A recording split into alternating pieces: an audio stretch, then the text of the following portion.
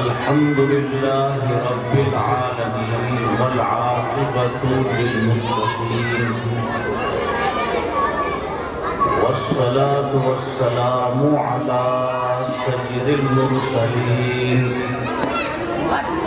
وعلى آله وأصحابه أجمعين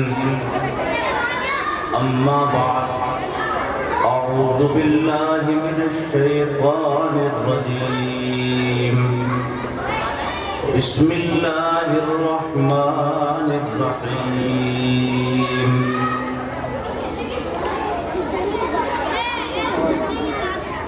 فانكحوا ما طاب لكم من النساء مثنى وثلاث ورباع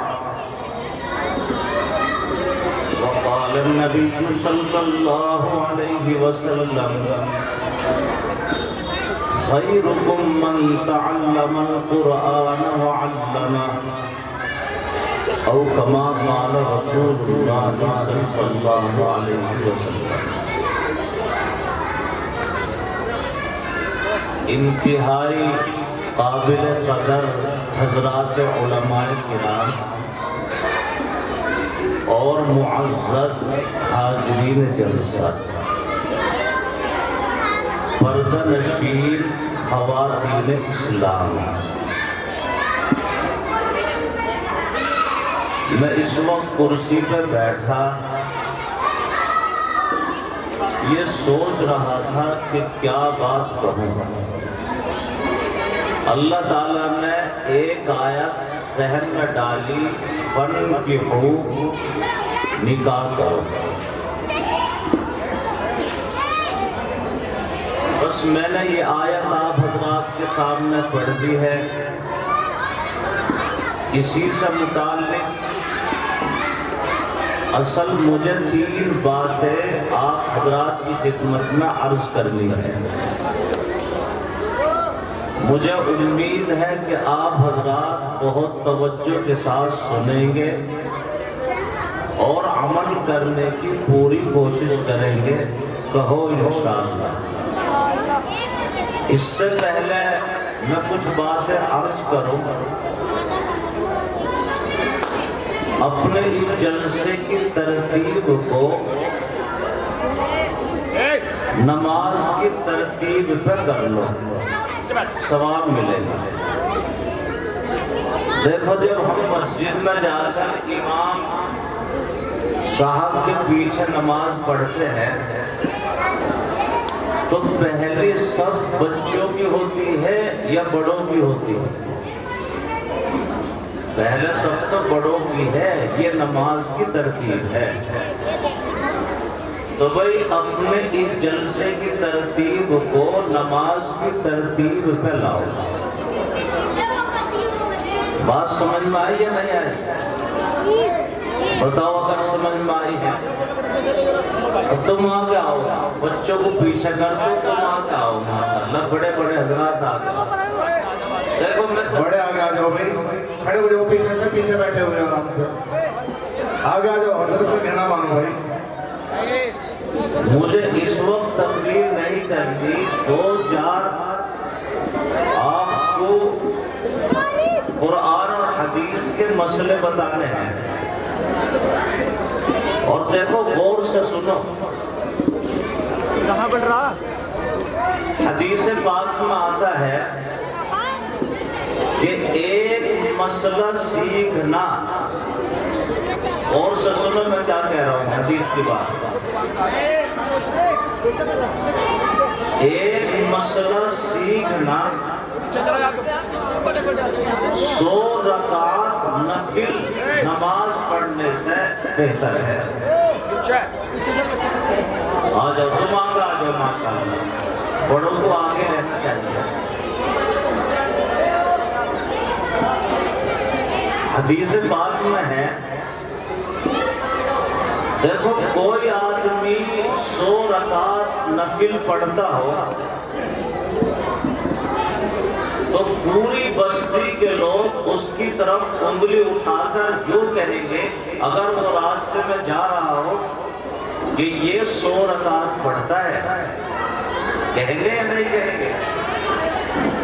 اور 100 رکعت نفل نماز پڑھنا کتنی بڑی بات ہے۔ اکا دکا ملے گا ضلعوں میں، ملنے گئی، ہم تو 2-4 رکعت پڑھ کر ہی تھک جاتے ہیں۔ تو 100 رکعت نماز نفل پڑھنے والے کو ہر آدمی عظمت کی نظر سے دیکھے گا کہ بھئی یہ جا رہا 100 رکعت نماز پڑھنے والا۔ حدیث پاک میں آتا ہے کہ ایک مسئلہ سیکھنا کتنے رکعتوں کے برابر ثواب ہے؟ 100 رکعت نماز نفل پڑھنے کے سے بھی افضل ہے ایک مسئلہ سیکھنا۔ اور اگر ایک باب کے مسئلہ کو جان لے تو حدیث میں آتا ہے کہ 1000 رکعت نفل پڑھنے سے بہتر ہے۔ میں آپ حضرات کو، کیونکہ میرے ذہن میں قرآن کی ایک آیت ہے فَانْكِحُوا نکاح کرو۔ اب نکاح کس کو کہتے ہیں اور نکاح کے مسئلے کیا ہے، آپ غور سے سنیں گے اور یاد بھی کریں گے، انشاءاللہ یاد ہو جائے گا۔ لیکن غور سے سننا، غور سے سننے کی ضرورت ہے۔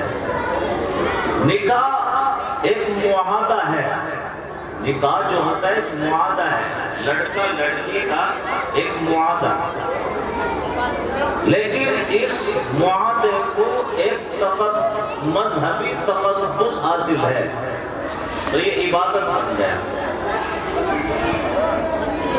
نماز عبادت ہے،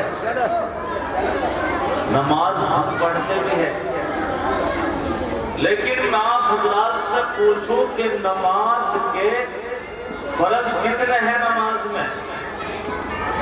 بتاتے رہیے ساتھ ساتھ، کتنے فرض ہیں نماز میں؟ کتنے ہیں؟ کوئی مدرسے کا بچے بتا سکتا ہے؟ کتنے ہیں؟ 13 کتنے؟ 17 نماز میں، کیوں بھائی نماز میں فرض 17 ہی ہے، 13 ہے، تم نے کہاں سے زیادہ یاد کر لیا؟ کم کر لو۔ کتنے ہیں؟ 13، 7 باہر کے اور 6 اندر کے۔ اور واجب کتنے ہیں؟ واجب کتنے ہیں؟ اب بتاؤ، 17 تو فرض ہو گئے، 14 واجب، اور سنت کتنی ہے؟ دیکھو بتاتے رہو، سنت بتاؤ نماز کی کتنی ہے؟ یاد ہے سنت؟ تعلیم الاسلام میں تو 21 لکھی ہے، اور ان 21 کو اور پھیلایا علماء نے، پھیلایا 51 بنا دی۔ چاہے 51 یاد رکھو، شارٹ کٹ میں کرنا چاہو تو 21 ہے۔ بات سمجھ میں آئی یا نہیں آئی؟ کتنے فرض ہیں نماز میں؟ 13۔ اور واجب کتنے ہیں؟ 14۔ اور سنت کتنی ہے؟ 21 یا 51۔ عبادت ہے نا نماز، ایسے ہی حج میں بھی فرض بھی، واجب بھی، سنت بھی، زکوٰۃ میں بھی۔ جب نکاح عبادت ہے تو میں سب سے یہ معلوم کر رہا ہوں، اس مجمع میں بہت سے حضرات تو وہ ہے جن کا نکاح ہو گیا۔ بھئی جن کا نکاح ہو گیا ذرا ہاتھ اٹھا کے بتاؤ کہ ہمارا تو ہو گیا، ان کا ہو گیا ہو۔ اچھا بہت سے وہ ہے جو بوڑھے بھی ہو گئے، ہاتھ نہیں اٹھا رہے، شاید سوچ رہے ہو کہ ہمیں اور بھی کرنا ہے۔ ایسا نہ کریے، میں تو اجازت دے رہی ہوں، ورنہ یہاں بہت ساری جسڑ کی لڑکیاں ہوگی میرے پیچھے پڑ جا رہی۔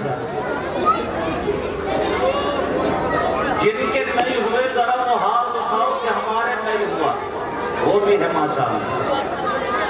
निकाह इबादत है। अब मैं तुमसे एक सवाल कर रहा हूँ, बूढ़े भी हो चुके हो, उलमा को छोड़ के, बताओ निकाह में कितने फर्ज है? जल्दी बताओ भाई, निकाह में क्या फर्ज है? बता सकता है कोई? मैं तकलीफ नहीं करना आया, मैं तुम्हें बताना आया हूँ कि हम कहाँ पहुँचे हुए हैं। पूरे मजमे में बताओ कोई अगर बता सकता हो कि निकाह में फर्ज क्या चीज है? नहीं बताओ। दूसरा सवाल मेरा ये है कि निकाह में वाजिब कितने हैं?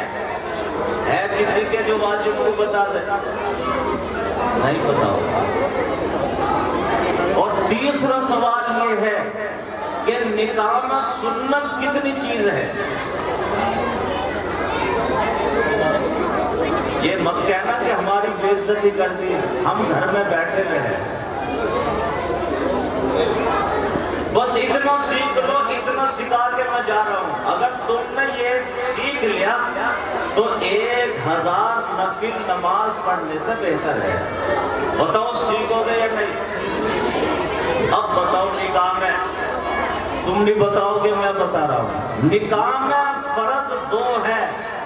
कितने फर्ज है? 2 से कहो। क्या फर्ज है निकाह में? 2। क्या क्या?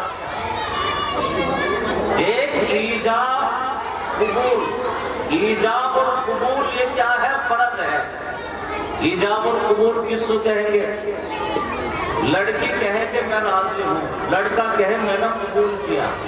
लड़का या लड़की का जिसका पहला कलमा ज़बान से निकले उसको कहते हैं ईजाब, और जो कहे मैंने कबूल किया उसको कहते हैं कबूल।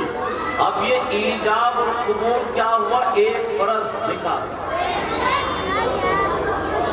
अगर ये दोनों भी कहेंगे निकाह नहीं होगा। पूरी दखेड़ी के लोग जमा हो जाए और लड़की ना राजी हो और पूरी बस्ती कहे कि लड़की की तरफ से हम इजाजत दे रहे हैं कि राजी है, बताओ निकाह हो जाए? नहीं होगा। ये लड़का कबूल ना करे और लड़के के तमाम घर वाले कहे कि भाई हमने कबूल किया इसकी तरफ से, हो जाएगा निकाह? नहीं होगा। तो निकाह में फर्ज क्या है? 2। एक बताया मैंने ईजाब और कबूल। दूसरा फर्ज क्या है? याद है किसी के दूसरा फर्ज? निकाह में दूसरा फर्ज है गवाहों का होना। 2 गवाह का होना। अगर निकाह के गवाह नहीं है तो निकाह नहीं होगा। क्या फर्ज हो गए? जल्दी जल्दी बताओ क्या फर्ज हुए? 2 फर्ज, एक ईजाब और कबूल और दूसरा अभी तो बताया था दूसरा फर्ज क्या है? गौर से भी सुन ले। 2 गवाह का होना। याद हो गए 2 फर्ज निकाह के। अब बोलो ज़बान से पहला फर्ज निकाह का क्या है? ईजाब और कबूल। और दूसरा फर्ज क्या है निकाह का? 2 गवाह का होना। वाजिब बताओ क्या है निकाह में? वाजिब सिर्फ एक है। निकाह में वाजिब कितने हैं? 1 महर। महर का बांधना क्या हुआ? वाजिब हो गया। यार जोर से बताओ वाजिब निकाह में क्या है? 1 कौन सा? महर। सुन्नत कितनी है निकाह में? निकाह में सुन्नत 3 है। कितनी है? 3। जोर से कहो। 3। पहली सुन्नत क्या है?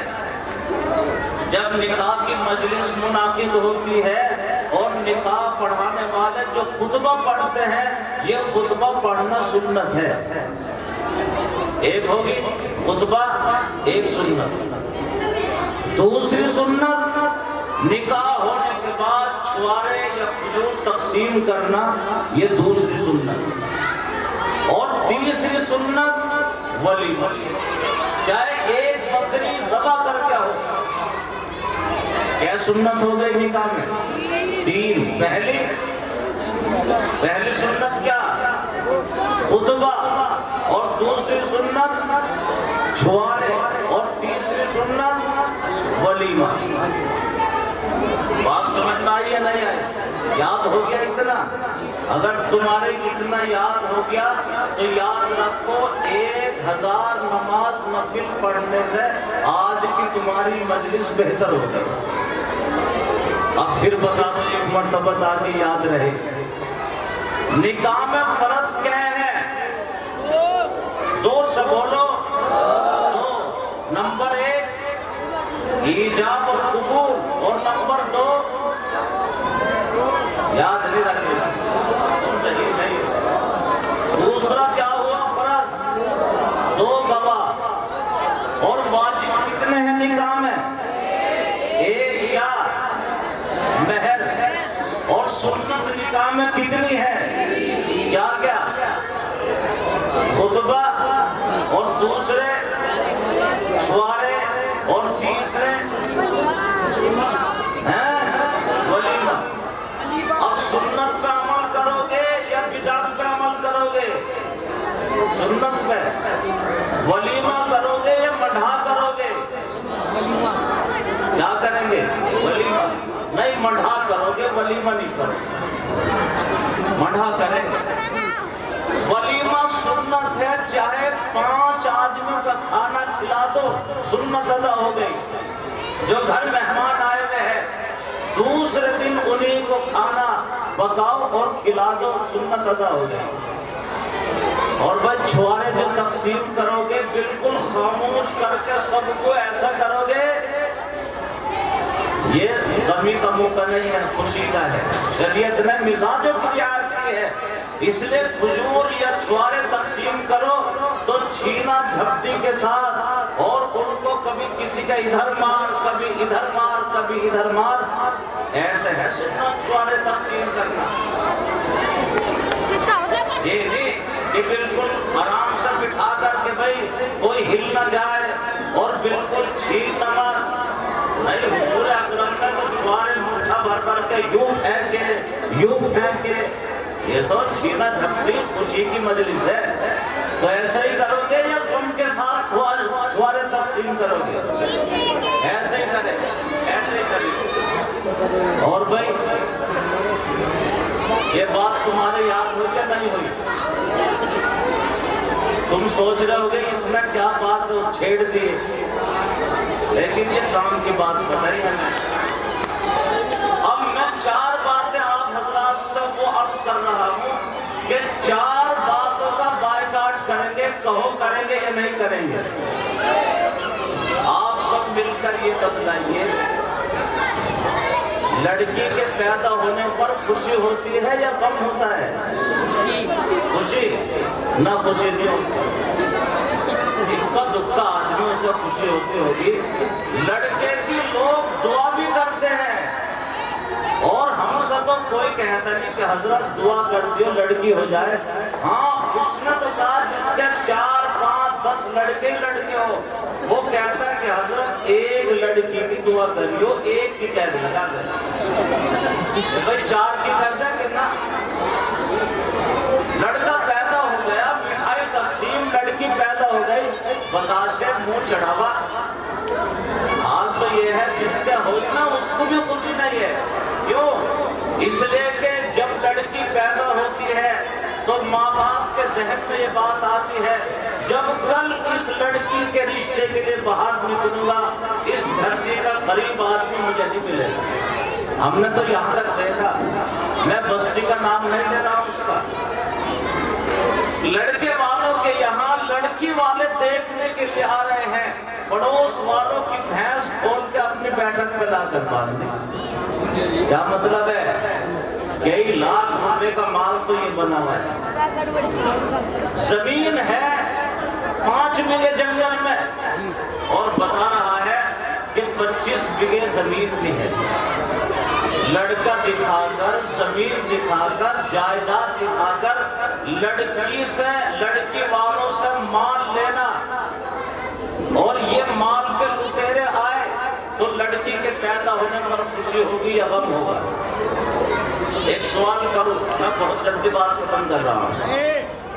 اگر 2-3 لڑکے دکھیڑی کے بندوق لے کر رات میں اور نہر پہ کھڑے ہو جائے، جو مسافر آئے ان کی گاڑی روک کر کیوں کہے کہ بھئی دیکھ یہ ہے بندوق، جو کچھ ہے نکال کر رکھ دے، بتاؤ بندوق دکھا کر مسافروں سے مال لینے کو لوٹ کہو گے یا نہیں کہو گے؟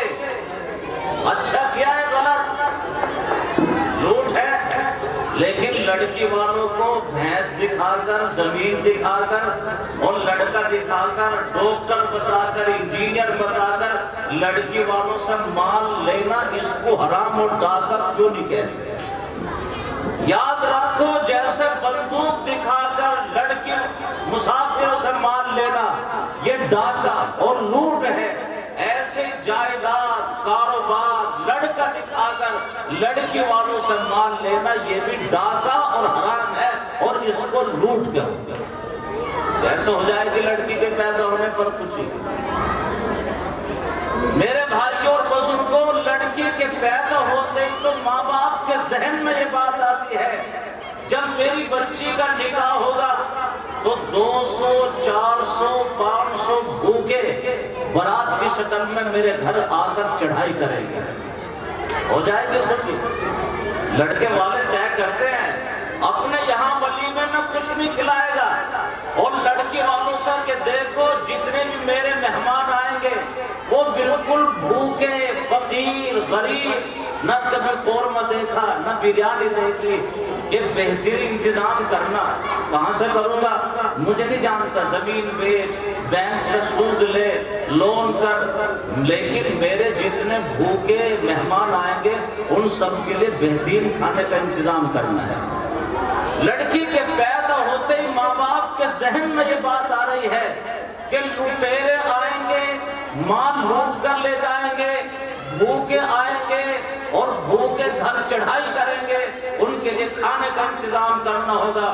اس لیے میں آپ حضرات سے بڑے دکھ دل سے یہ عرض کرنا چاہتا ہوں کہ برات کا بائیکاٹ کرو۔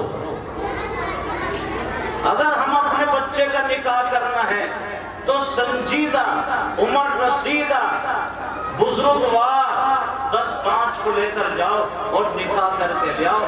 لیکن یہ لوڈھاروں کی برات، اور لوڈھار بھی عجیب، برات میں جانے والے لفنگے، بدماش، کپڑے بھی کیسے، پینٹ بہت چوس اور برسیٹ بہت اونچی، جوتے لمبے لمبے۔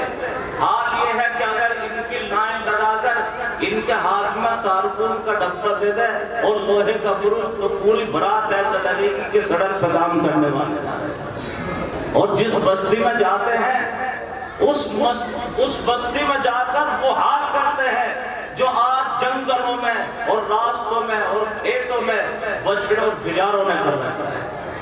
میرے بھائیوں، ہمیں خیر عطا نہیں چاہیے، اس لیے آج میں آپ سے صرف یہ کہنا آیا ہوں کہ برات میں جانے کی کوشش نہیں کریں گے، بائیکاٹ کریں گے، کہو انشاءاللہ عمل کریں گے۔ ایک بات۔ دوسری بات یہ عرض کرنی ہے، میں نے اور آپ نے اپنے نبی کے طریقے کی دھجیاں اڑائی۔ ہمارے نبی نے طریقہ دیا، دسترخوان بچھاؤ اور بسم اللہ پڑھ کر کھانا کھاؤ، ذکر کرو، لیکن ہم نے اس طریقے کی دھجیاں اڑائی جو گدھے کا، گھوڑے کا، بیل کا، کتے کا طریقہ ہے، کھڑے ہو کر چلتے پھرتا، وہ طریقہ اختیار کر کے ہم اسٹینڈرڈ بن گئے اور آسمان پر پہنچ گئے۔ نبی کے طریقے کی دھجیاں میں نے اور آپ نے اڑائی۔ اس لیے آج تک جو ہوا سو ہوا، اللہ سے معافی مانگیں گے، لیکن جب تک آخری سانس ہے ہم کھڑے ہو کر اپنے نبی کے طریقے کی دھجیاں نہیں اڑائیں گے، بیٹھ کر کھائیں گے، کہو انشاءاللہ عمل کریں گے۔ دو بات ہو گئی، دو بات بتا کے ختم کر رہا ہوں۔ تیسری بات یہ ہے کہ جب عبداللہ کا نکاح ہو، عبداللہ کا نکاح اور رام پال کے نکاح میں فرق ہونا چاہیے نہیں ہونا چاہیے؟ رام پال دولہا بن کے جا رہا ہے، صحرا بھی ہے، نوٹوں کے ہار بھی ہے، گھوڑے پر بیٹھا ہوا، آگے پیچھے ناچنے ڈی جے بج رہے ہیں۔ کیا عبداللہ کا نکاح بھی ایسا ہی ہو؟ یعنی صحرا بھی بند ہے، گھوڑے پر بھی بیٹھے اور ڈی جے اور گانے بجانے ناچنے والے بھی ہو، اور کپڑے بھی الگ آ گئے دولہے کے، کپڑے بھی ایسے جیسے باجے بجانے والوں کے۔ اللہ کے بندوں، دولہا جاؤ تو مسلمان بن کے تو جاؤ، سر پہ ٹوپی ہو، کرتا پائجامہ ہو، رومال ہو، لیکن کپڑے بھی پسند کے باجے بجانے والوں کے، ایسے تو پہن کے جاتے ہیں۔ تو بھائی مسلمان بن کے جائے دولہا، سہرا نہیں ہونا چاہیے، گڑ چڑھائی نہیں ہونی چاہیے، اور ناچنا گانا ڈی جے نہیں ہونا چاہیے، آتش بازی نہیں ہونی چاہیے۔ بتاؤ عمل کرو گے اس پہ یا نہیں کرو گے؟ آخری بات، سلامی، کس کو کہتے ہیں سلامی؟ اچھی چیز ہے سلامی۔ سلامی تو بھیانک اور خطرناک رسم ہے، اور سلامی نام اس کا ہے کہ محلے کی چند معصوم بچیاں اور اس سرسرے نوجوان لفنگے گنڈے بدماش قسم کے لڑکے، معصوم بچوں اور وہ لفنگے، تفریح مذاق چھیڑ چھاڑ، اسی کا نام تو سلامی ہے، اس کے علاوہ دوسری چیز کا۔ اس لیے میرے بھائیوں، میں آپ سے چوتھی بات یہ عرض کر رہا ہوں کہ سلامی والی رسم بتاؤ یہ رہنی چاہیے یا ختم ہونی چاہیے؟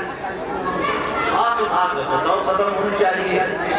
اللہ ہمیں عمل کی توفیق عطا فرمائے۔ خیر، میں نے کچھ باتیں میرے ذہن میں قرآن کی ایک آیت آئی، میں نے وہی پڑھ کے اور اسی سے متعلق آپ کو نکاح کا ایک فرض، واجب، سنت اور نکاح میں ہونے والی خرافات ان کا ذکر کر دیا، اور اس سے اندازہ ہو گیا ہماری جہالت کا بھی کہ ہمیں کچھ پتہ ہی نہیں ہے، نکاح کر کے بیٹھ گئے، بچوں کے نکاح، پوتوں کے نکاح، لیکن آج تک ہمیں یہی نہیں پتا کہ نکاح کی سنت واجب فرض ہے۔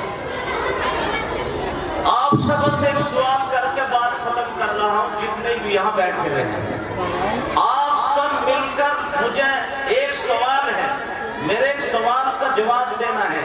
آپ جتنے حضرات بھی یہاں بیٹھے ہوئے ہیں، آپ یہ بتلائیے کہ اس ملک میں مسلمان کا بچہ مسلمان رہنا چاہیے یا نہیں رہنا چاہیے؟ ہاتھ اٹھا کر بتاؤ، رہنا چاہیے؟ آج ملک کے حالات اچھے نہیں ہیں، یہ ملک جس سمت اور رخ کی طرف جا رہا ہے، ملک کا مستقبل بھیانک اور خطرناک نظر آ رہا ہے۔ میرے بھائیوں اور بزرگوں، مسلمانوں کی نسلوں کو مرتد کرنے کے لیے ملک کی فرقہ پرست طاقتیں اور اسلام مخالف تحریکیں ایک پلیٹ فارم پر جمع ہو چکی ہے اور اعلان کر دیا ہے کہ ملک کا جو مستقبل آنے والی مسلمانوں کی نسلیں ہیں، ہمیں انہیں مرتد کر دینا ہے۔ لیکن مرتد کرنے کے لیے پورے ملک پہ نظر ڈالا، وہ سب جوڑ کر بیٹھ گئے اور اس نتیجے پر پہنچے کہ جب تک اس ملک میں مدارس ہے، مسلمانوں کی نسلیں مسلمان رہے گی۔ اس لیے میں یہ عرض کرنا چاہتا ہوں، اگر اپنی نسلوں کو مسلمان رکھنا چاہتے ہیں تو ہمارے پاس واحد ذریعہ مدارس اسلامیہ ہے، اور یاد رکھنا اگر مدارس اسلامیہ ختم ہو گئے، آنے والی مسلمانوں کی نسلیں مسلمان نہیں رہ سکتی۔ اس لیے فرقہ پرست طاقتیں اور اسلام مخالف تحریکیں ایک پلیٹ فارم پر جمع ہو کر ان مدارس کو برباد کرنا چاہتے ہیں، اور یاد رکھنا مسلمانوں کے لیے مدارس کی وہ حیثیت ہے جیسے انسان کی ریڑھ کی ہڈی کی حیثیت ہے کہ بغیر ریڑھ کی ہڈی کے انسان کا وجود نہیں رہ سکتا، ایسے مسلمانوں کی نسلیں بغیر مدارس کے مسلمان نہیں رہ سکتے۔ دکھڑی کے لوگ تو بہادر لوگ ہیں، اور اگر مدارس اسلامیہ اپنے تحفظ اور اپنی بقا کے لیے تم سے مال کی قربانی مانگے تو کہو کہ مال کی قربانی دے دیں گے، مدارس کو برباد نہیں ہونے دیں گے انشاءاللہ۔ اب بھی دونوں ہاتھ اٹھاؤ۔ اگر یہ مدرسے جان کی قربانی مانگیں گے تو جان کی قربانی دے دو گے یا نہیں؟ اور مال کی قربانی مانگیں گے تو مال کی بھی قربانی دے دو گے؟ اب بھی دونوں ہاتھ اٹھاؤ۔ شاید تمہیں گھبراہٹ ہو رہی ہے، یہ تو جان کی قربانی مانگنے آ گیا، ڈر تو نہیں لگ رہا؟ ابھی نہ ڈریو، ابھی وہ وقت نہیں آیا اس ملک میں کہ تم سے یہ ملک جان کی قربانی مانگ رہا ہو۔ ابھی مت ڈرنا، اور خدا نہ خواستہ وہ وقت آ ہی گئے اس ملک میں اور یہ مدرسے ہم سے جان کی قربانی مانگنے لگے تو تم نہ ڈریو۔ بہت سارے شوگر کے مریض ہیں اور بہت سارے بوڑھے ہو چکے جن کی عمریں ختم ہونے کو ہے، ان سب کو پکڑیں گے اور میدان میں آگے کرتے ہیں اور جوانوں کو پیچھے رکھیں گے کہ بھئی پہلے ان سے نمٹ لو۔